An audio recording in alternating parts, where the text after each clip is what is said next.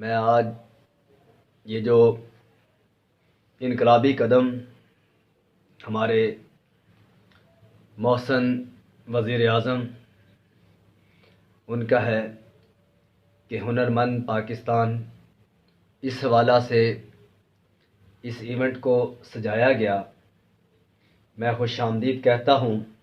اسی طرح سے ہی میری کلاس کے طلباء جن میں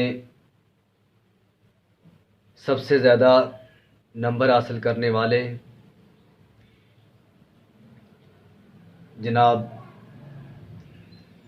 عاقب صاحب، ان کو خراج تحسین پیش کرتا ہوں کہ انہوں نے اپنی کوششوں کو بروئے کار لا کر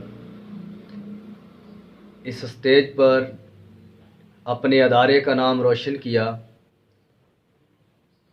اپنے اساتذہ کو آج سر بلند کر کے بات کرنے کا موقع فراہم کیا۔ انسان ایک کوشش ہی کرتا ہے تو کامیابی سے میرا رب نوازتا ہے۔ تو ہمارے وائس چیئرمین جناب رانا عامر صاحب انعامات سے نوازیں گے، تو میں اپنے طلباء کی نظر ایک شعر پیش کروں گا، تو اس کو صرف ایک شعر کی نگاہ سے نہیں دیکھنا، اس میں بڑی باتیں چھپی ہوئی ہیں۔